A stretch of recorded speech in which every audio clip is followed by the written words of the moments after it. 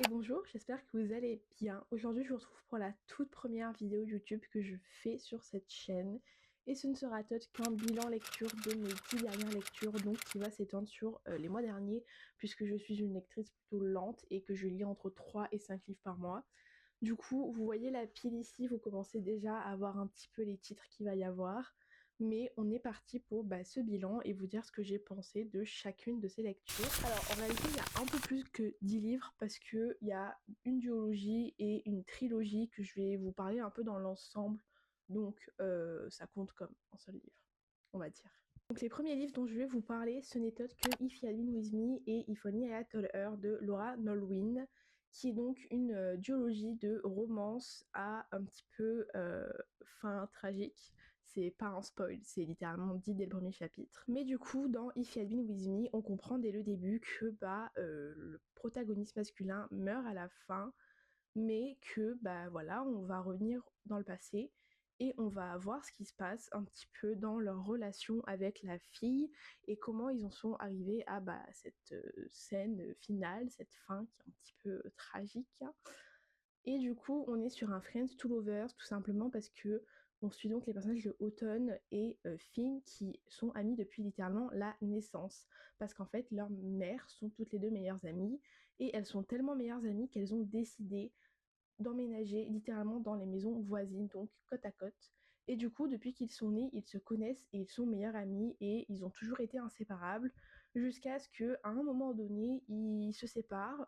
Autumn a tendance à dire qu'ils ont grandi séparément, qu'ils ont grandi différemment, si vous voulez, qu'ils ont changé en grandissant et qu'ils se sont éloignés naturellement. Mais nous, lecteurs, on comprend très vite que c'est pas la vérité et qu'il y a eu un événement en particulier qui a fait qu'ils se sont séparés, qu'ils se sont éloignés. Et nous, on comprend pas trop ce que c'est. Et du coup, on va suivre les aventures de Autumn au lycée, donc comment elle arrive à se faire des amis, comment elle vit en tant que fille un petit peu introvertie, mais surtout en tant que fille qui est quand même vachement différente des autres et qui souffre aussi de dépression. Donc voilà, c'est un sujet assez lourd mais qui a été très bien exploité. Et du coup, donc oui, c'est une romance, mais en réalité, il n'y a pas tellement d'interaction entre les personnages, il n'y a pas que ça. En fait, c'est surtout l'histoire de Autumn au lycée et de Autumn avec le rôle que Finn va jouer dans son histoire. Du coup, ce tome 1, ça a été un véritable coup de cœur pour moi. Je l'ai écouté en audio et déjà, je trouve que la narratrice joue extrêmement bien le rôle de Autumn. Si j'avais imaginé une voix pour elle, ça aurait été totalement été cette voix-là. Mais du coup, c'est un roman qui m'a beaucoup touchée déjà, pas forcément de par son histoire et de par la relation qui unit les deux personnages, mais aussi et surtout par le personnage de Autumn, par rapport à comment elle vit la dépression, mais pas que, aussi comment elle vit ses relations avec les autres, comment elle a ce truc en fait de des fois se détacher de son corps et de voir les choses de l'extérieur. C'est des choses dans lesquelles je me suis énormément reconnue en elle, et c'est vraiment un personnage qui m'a beaucoup touchée, et c'est un personnage qui, comme ce qui m'arrive assez souvent, quand je me reconnais dans ce personnage, en fait, je me rends compte que beaucoup de personnes, beaucoup de lecteurs détestent justement aussi ce personnage pour les mêmes raisons qui ont fait que moi je m'y suis reconnue. Mais du coup, alors oui, au début, quand on commence le livre, elle est un petit peu déroutante parce qu'elle est là, moi je suis trop différente des autres, moi je suis trop dark, moi je suis ça, moi je suis truc. Mais en fait, c'est un bon moyen de mettre en place le personnage et comment elle vit dans ce monde qui n'est pas fait pour elle, en fait, tout simplement, qui est en tout cas fait pour des personnes différentes d'elle, on va dire. Et c'est vraiment un personnage qui m'a extrêmement touchée. Et aussi, je tiens à relever que la plume de l'autrice est également magnifique, que c'est extrêmement poétique. Et voilà, ce roman, vraiment, il m'a transportée et ça a été un... C'est un livre que j'ai commencé parce qu'il était gratuit à Audible et que je m'attendais à détester. Et en fait, ça a été une claque dans ma gueule. Maintenant, du coup, si on s'attaque au tome 2, celui-là, j'avoue qu'il a été un petit peu une déception par rapport à forcément qu'on aime beaucoup en tome 1, le tome 2 si on l'aime moins, ça déçoit tout de suite plus que si on n'avait pas trop aimé le tome 1. Mais du coup, If Only I Had Told Her, il se passe, alors d'une part, il se passe du point de vue de Finn, on va voir son point de vue sur la relation avec Autumn et également sur comment il vit sa mort, quoi. Et ensuite, on va voir le point de vue de Autumn et également le point de vue du meilleur de Finn, donc Jack, après la mort de Finn. Et donc, on va suivre toute cette aventure dans le deuil. C'est un tome qui a été extrêmement touchant sur ce point-là. La partie sur le deuil m'a fait pleurer à chaque chapitre. Voilà, le parti de Jack dans ce livre, horrible, mais horrible et merveilleuse à la fois, du coup. Et vraiment, ça a été une super lecture, mais en fait, là où j'ai été déçue, c'est que la partie de Finn, je trouve qu'elle apportait rien en fait. C'était que des choses qu'on avait déjà compris en lisant la partie d'automne. Donc j'avoue que sur ce point, il m'a un petit peu déçue, j'en attendais peut-être un peu plus, mais ça reste une très bonne lecture et qui, après la fin du tome 1, fait quand même beaucoup de bien. Ensuite, on s'attaque à The Favourite de Lane Fargo. Donc The Favourite est un contemporain. Ça me paraît important de le préciser parce que je sais que dans certaines librairies, ils le rangent au rayon romance. Mais non, ce n'est pas une romance. On est un petit peu comme ce que j'ai l'impression qui est le cas dans les Magnolia Parks, parce que je ne les ai pas encore lus, mais du coup, on est sur une relation qui est toxique. Donc, les personnages font des choses qui ne sont pas idéales et qui ne sont pas censées être romantisées. Donc, pour qu'on le lise de la bonne façon, il ne faut pas le lire en s'attendant à une romance. Ceci étant dit, dans Le Favorites, comme on peut facilement le comprendre en regardant la couverture, on suit donc les aventures de patineurs. L'histoire est très simple, l'histoire de base en tout cas. Donc en gros, on suit les aventures de Esroka et de Katharina Shawn. Katharina Shawn est une patineuse qui a toujours aimé le patin, c'est littéralement son premier amour et elle a toujours eu un potentiel assez fort dans le patinage, mais son rêve à elle c'était d'avoir un partenaire et de faire de la danse sur glace. Et alors qu'elle était enfant, il y avait ce jeune garçon, Esroka, qui prenait des cours de hockey et qui, après chacun de ses cours, restait à la patinoire pour l'observer patiner. De fil en aiguille, Katharina a fini par se rapprocher de lui et lui faire cette proposition un petit peu folle de devenir son partenaire. Un duo un petit peu contre toute attente, étant donné que c'était un hockeyeur et non pas un patineur artistique. Ce n'est pas du tout la même façon de patiner. Mais du coup, ils ont fini par devenir un duo de choc. Mais quand ils vont enfin faire leur première compétition importante, déjà ils ont plein de galères, notamment à cause du frère de Katharina qui met des bâtons dans ses roues. Mais surtout, ils échouent. Ils échouent à cette compétition et pour Katharina, c'est le drame de sa vie parce que c'était la compétition qui allait lui permettre d'avoir accès du coup aux autres compétitions parce que vous savez comment ça marche, hein. Pour aller aux compétitions de niveau supérieur, il faut d'abord passer les compétitions de niveau inférieur et échouer à cette compétition-là, c'est vraiment... Elle tombe de haut, Katharina. Mais à la fin de cette compétition, une dame, qui n'est autre que l'idole de Katharina, et celle qui lui a donné envie de commencer le patin, à savoir Sheila Lynn, va lui proposer de rejoindre son académie extrêmement prestigieuse de patinage artistique, de danse sur glace. Et du coup, avec Esroka et Katharina, ils vont se retrouver à embarquer pour Los Angeles alors qu'ils n'ont pas un sou en poche et à intégrer cette académie extrêmement prestigieuse, j'y arrive pas, à intégrer cette académie où ils vont être entourés de patineurs extrêmement talentueux et où en fait cette académie va être une énorme opportunité pour leur carrière. Par contre pour leur couple, c'est pas la même. Alors, ce roman a été une très bonne lecture. Je m'attendais à ce que ce soit un coup de cœur, ça ne l'a pas été, mais ça a été quand même une très très bonne lecture. J'ai évidemment adoré l'univers du patinage artistique. Si vous ne me connaissez pas sur mes autres réseaux sociaux, sachez que je suis fan de patin. Alors, ça fait depuis que je suis petite que je suis fan de patin à l'observer et ça fait depuis environ 5 mois que j'ai moi-même commencé le patinage artistique. Donc forcément, lire un livre sur le patin, à ce niveau-là, je suis forcément séduite. Mais du coup, en plus de ça, j'ai beaucoup aimé comment ce roman a été écrit et comment en fait on est vraiment sur une tranche de vie parce que le roman commence donc à cette première compétition dont je vous ai parlé et elle continue en fait jusqu'à l'obtention, on va dire, de l'objectif final qui est de gagner les JO. C'est pas un spoil, hein, voilà, je vous dis même pas s'ils gagnent les JO, mais en tout cas ça va se terminer sur leur compétition aux JO, donc la compétition pour laquelle leur carrière tourne. De toute manière, c'est le cas de la plupart des grands athlètes, hein.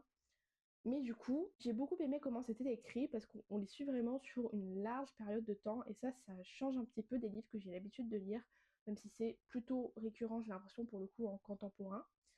Mais en plus de ça, on a une alternance entre des chapitres de narration ordinaire, donc avec euh, Katharina comme narratrice qui nous parle au passé, on comprend qu'elle nous raconte l'histoire de son point de vue, mais en plus de ça, on a également des sortes de chapitres entre les chapitres qui décrivent à la fois visuellement et en termes d'interview un documentaire qui est fait sur l'histoire de Katharina et Shaw. Et du coup, à ce niveau-là, on est vraiment on est immergé en fait dans ce documentaire. Et je sais pas vous si vous l'avez lu, mais moi vraiment j'ai eu toutes les images du documentaire en tête tellement c'était bien écrit. Et du coup, on suit vraiment leur aventure du point de vue du public, comment le public l'a vécu, mais également du point de vue du coup de Katharina, comment elle l'a vécu. Et on voit très vite qu'il y a des différences et des dissonances. Et également, la partie documentaire nous permet très bien, par les interviews, d'introduire tous les personnages secondaires et de comprendre et de supposer le rôle qu'ils vont jouer dans l'histoire de Katharina et Shaw. Au niveau de la relation, je vous l'ai dit, c'est pas une romance et c'est un petit peu sur ce point-là que le livre m'a fait un petit peu décrocher, qui m'a empêché d'être sur un coup de cœur, tout simplement parce que la relation est un petit peu toxique et les personnages sont extrêmement bien écrits dans le sens où ils sont très réalistes et où ils ont de nombreux défauts. Mais du coup, s'ils sont quand même attachants à ce niveau-là et qu'en termes de narration, ce sont des très bons personnages, le fait qu'ils aient des défauts qui, des fois, m'ont trop dérangé a fait que je ne me suis pas autant attachée à ces personnages que je l'aurais voulu, et je pense que c'est ce qui a manqué pour en faire un coup de cœur. J'ai ensuite lu La chasseuse et l'alchimiste de Alison Saft, qui est un roman qui traînait dans ma palle depuis très longtemps et que j'avais très peur d'en sortir, et au final ça a été une vraiment très bonne lecture. Encore une fois, pas un coup de cœur, mais franchement, c'était pas loin du tout. Alors, tout d'abord, si j'ai un conseil à vous donner, c'est de ne pas lire le résumé qu'il y a dans la 4e de couverture, parce que ça spoil quelque chose qui se passe littéralement à la page, genre là, tu vois. Donc vraiment, ne lisez pas le résumé. Mais du coup, dans La chasseuse et l'alchimiste, on suit les histoires de Margaret et Wes, j'avais un petit peu oublié les prénoms. On suit l'histoire de Margaret et Wes. Donc Margaret, elle est la fille d'une très grande alchimiste et cette maman, elle, est partie. Et elle part tout le temps, en fait, pour faire ses recherches. Et du coup, Margaret se retrouve seule dans un grand manoir qu'elle n'arrive pas à entretenir, qui part en ruine. Et surtout, elle se retrouve extrêmement abandonnée. Elle a vraiment ce sentiment d'être abandonnée parce qu'en plus, elle subit du racisme de la part de littéralement pratiquement tous les villageois du village où elle habite. Weston, lui, est un homme qui vit dans une grande ville et qui va arriver dans le village de Margaret pour demander à sa mère un apprentissage.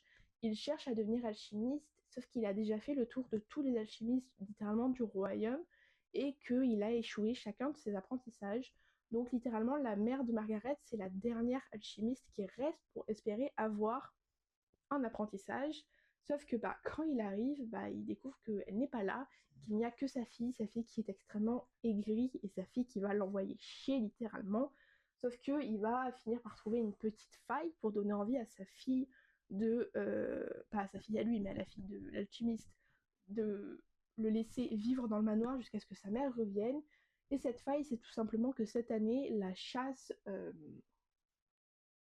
comment ça s'appelle, la chasse du Hala, je crois, c'est une créature un petit peu en mi-dieu, quelque chose que les gens tuent parce que cette créature est trop dangereuse, elle tue trop d'animaux, d'humains, etc. Cette chasse-là, il s'avère qu'elle va se passer justement dans le village où réside Margaret. Et Margaret va en fait saisir cette opportunité pour attraper le Hala qui va permettre à sa mère en fait de aboutir sa recherche littéralement la plus importante. Sauf que pour pouvoir participer à la chasse, il faut être un duo avec un chasseur et un alchimiste. Et du coup, Margaret, qui est déjà une chasseuse très expérimentée, va faire appel et va passer un pacte avec Wes pour qu'il accepte de participer avec elle à la chasse, et c'est ce qui lui permettra du coup de résider dans le manoir jusqu'à ce que la maman de Margaret revienne et puisse lui donner son apprentissage. Donc là, dans ce livre, on est vraiment sur un Grumpy X Sunshine de qualité, parce que vous l'aurez compris avec mon résumé, mais Margaret, c'est l'aigrie du village, vraiment, elle est hyper aigrie, et Weston, il est hyper solaire, et j'ai adoré ces deux personnages et la dynamique qu'il y a entre eux. Leur relation est vraiment une relation doudou, ils sont extrêmement touchants, et en fait, c'est vraiment le cœur de cette histoire, parce qu'on est sur un roman assez contemplatif, mais qui tourne surtout autour de la psychologie des personnages et de leurs relations. Je vous avoue que pour un livre qui s'appelle La chasseuse et l'alchimiste, et qui dans le résumé on nous parle que d'une chasse, en réalité la chasse elle dure approximativement 10 pages. Donc voilà, ne lisez pas ce livre pour la chasse, mais on est vraiment sur une fantasy très doudou. Le world building est pas très poussé, mais vraiment en fait c'est de l'ambiance pure et dure et de la psychologie. Et vraiment quand on part en sachant que c'est ça, c'est hyper beau, c'est une lecture vraiment doudou en fait, c'est vraiment une lecture doudou, c'est une cozy fantasy. Et s'il y a un truc que je peux vous dire peut-être pour vous convaincre de lire ce livre, c'est que si vous avez aimé En passé englouti de Ava Reid, vous allez forcément aimer ce roman parce qu'avec le manoir, l'ambiance, la psychologie des personnages, la relation et tout, vous allez forcément aimer parce que c'est extrêmement similaire sur ce point. Donc vraiment, si vous avez aimé Un Passant Bougie, foncez pour La Chasseuse et la Chine. Ensuite, j'ai évidemment continué ma lecture des Seasons de Morgane Moncomble, et puisqu'on était au printemps, bah j'ai lu Un Printemps pour te succomber. Ce n'est pas mon tome préféré pour l'instant, mon tome préféré étant évidemment, sans grande surprise, Un hiver pour te résister. Je crois que c'est... Oui, c'est ça. Un hiver pour te résister. Ce tome-là, par contre, a quand même été extrêmement touchant.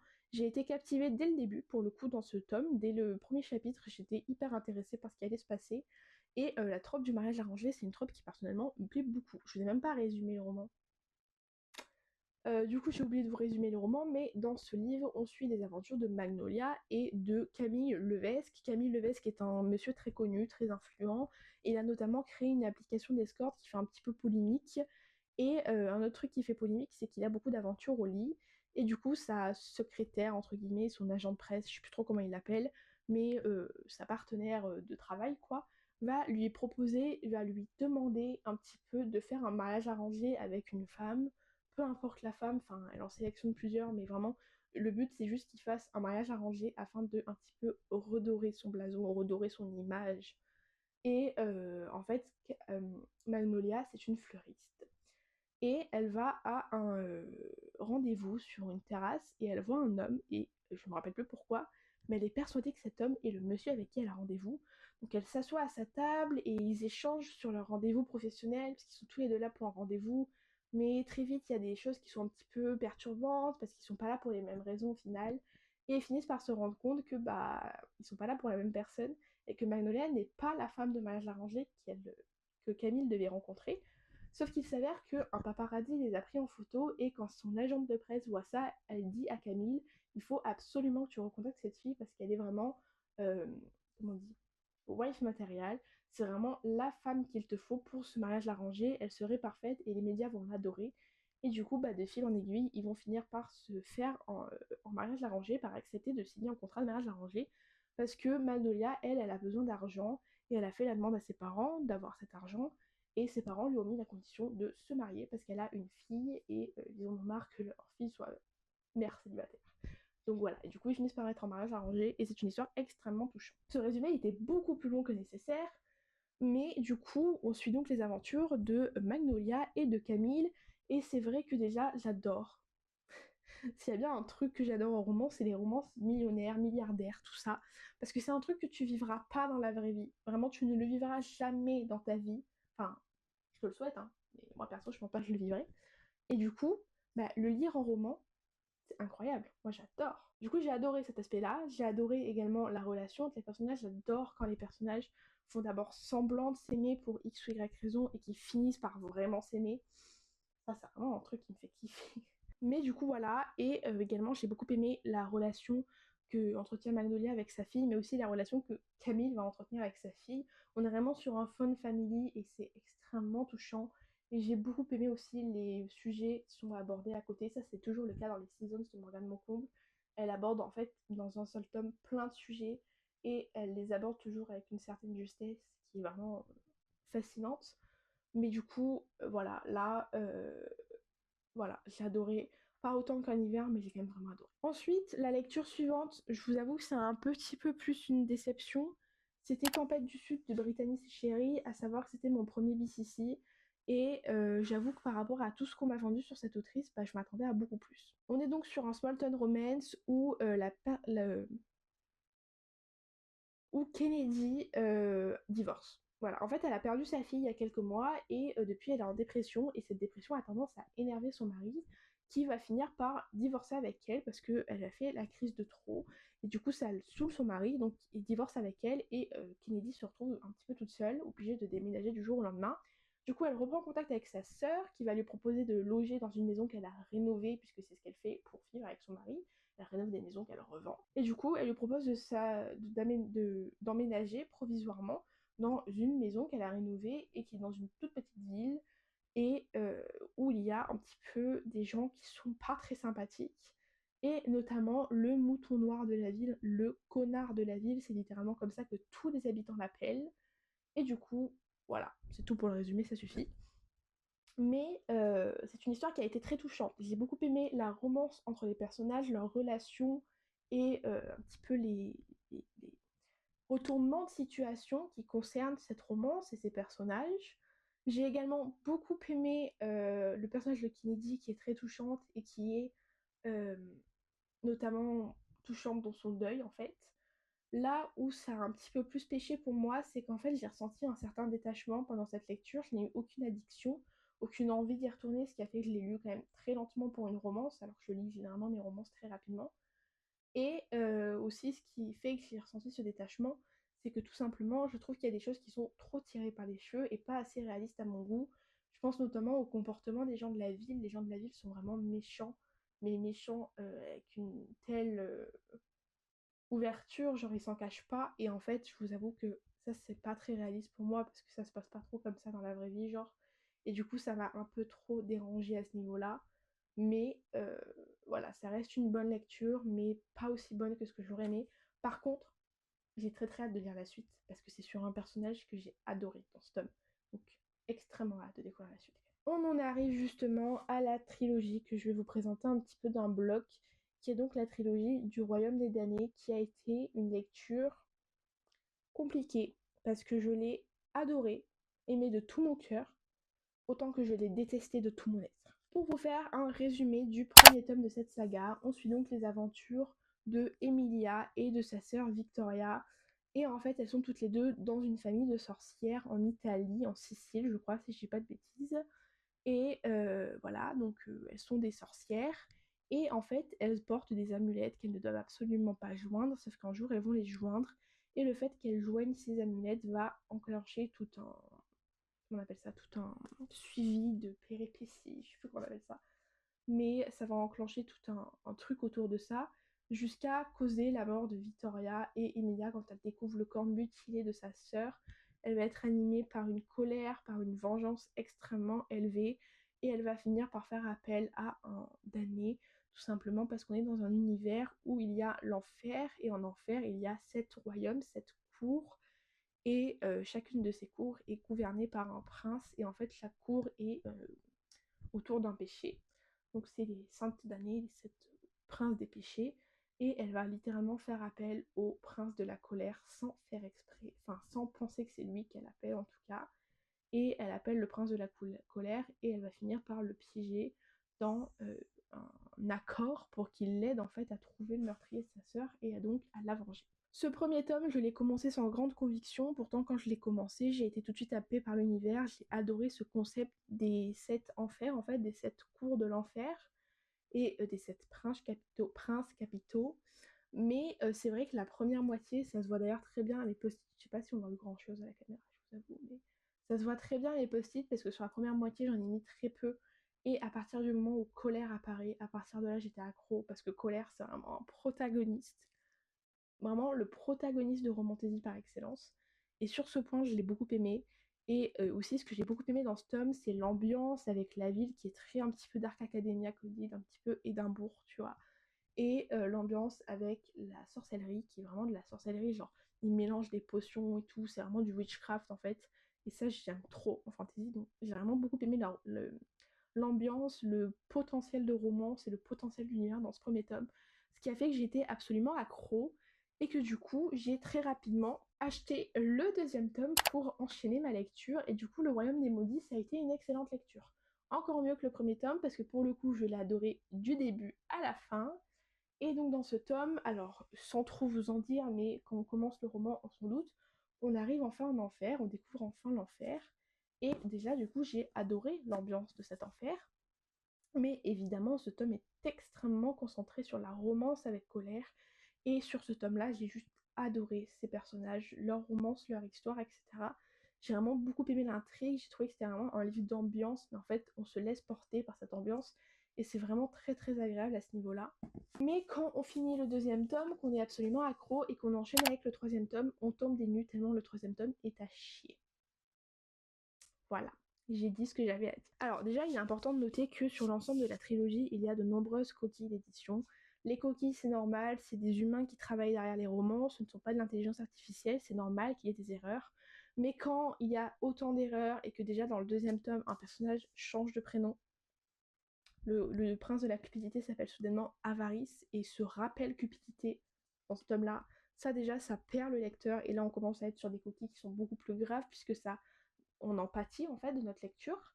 Mais dans ce tome-là, il y avait une faute d'orthographe, une faute de traduction ou une faute de frappe, littéralement toutes les 3 pages. Ça devenait vraiment très très désagréable à lire.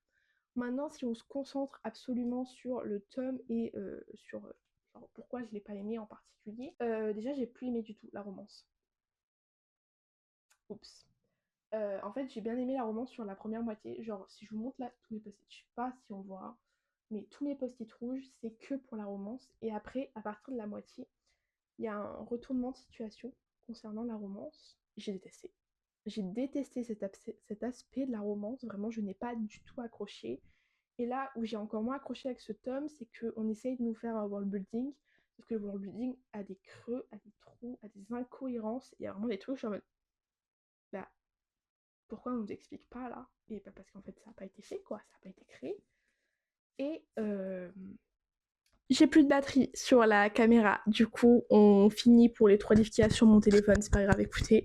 Je vous disais donc que tout se résout beaucoup trop facilement dans ce tome-là, parce que on est face à une scène en fait de combat, de guerre, on nous annonce le truc comme étant un combat hyper difficile, et le personnage principal, vous comprenez, elle est tellement puissante, elle est tellement forte, elle fait une attaque, un sort, et tout le monde meurt. Et ça j'avoue, j'aime pas.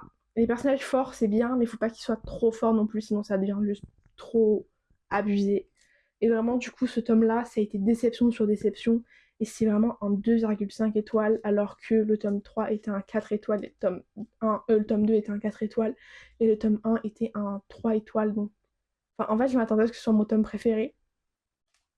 J'ai été tellement déçue, vraiment je suis tombée de haut, ça m'a trop attristée. La lecture suivante, on va aller extrêmement vite parce que c'est pas un roman, c'est un manga, mais du coup j'ai lu le premier tome de Frieren et ça a été un gros coup de cœur. J'ai adoré. Faut savoir que je suis pas une grande lectrice de manga. Quand j'étais plus jeune, j'avais lu quelques mangas, mais vraiment très peu. Et il y a quelques mois, on m'avait conseillé de commencer les carnets de l'apothicaire, donc j'avais lu le premier tome. Et en fait, j'avais bien aimé, mais sans plus, et j'ai eu aucune envie à la fin de ce tome de lire la suite, qui a été absolument le contraire avec Frieren, puisque j'ai déjà acheté les tomes 2 et 3, parce que vraiment, j'ai adoré. J'ai adoré le fait qu'on commence après une action à laquelle on n'assiste pas, et on commence littéralement à la mort du Love Interest, et on découvre en fait les sentiments que Frieren avait pour cet homme, en même temps qu'elle-même le découvre dans son deuil qui est extrêmement bien abordé, qui est abordé d'une manière extrêmement touchante. Et j'ai aussi beaucoup aimé la relation qui unit les personnages encore en vie. Mais voilà, et Frieren est un personnage qui m'a extrêmement touchée. Et c'est vrai que je suis pas habituée à lire des mangas, mais j'avais un petit peu cet a priori de me dire que c'est tellement court un tome que t'as pas le temps de ressentir beaucoup d'émotions. Et c'est ce que j'avais un peu vécu avec les carnets de l'apothicaire. Mais là, en un seul tome, j'ai déjà ressenti tellement d'émotions, je me suis déjà tellement attachée au personnage que ça promet vraiment énormément pour la suite. Et enfin, la dernière lecture que je vais vous présenter dans cette vidéo, c'est Black Venus de Dahlia Blake. Et là, on est sur un coup de cœur. Black Venus de Dahlia Blake est un livre qui va te plonger dans un univers d'espionnage et de cabaret. Perso, je sais pas vous, mais moi déjà à ce moment-là du résumé, j'étais déjà absolument captivée, il était déjà dans mon panier, tu vois, je l'avais déjà acheté. Mais du coup, on va suivre les aventures de Onyx, qui est un agent de la DGSE, qui va se faire passer pour Ethan, un journaliste qui va écrire une biographie sur Violette Blake, qui est donc une très grande chanteuse de cabaret et danseuse de cabaret franco-américaine, très connue, très réputée.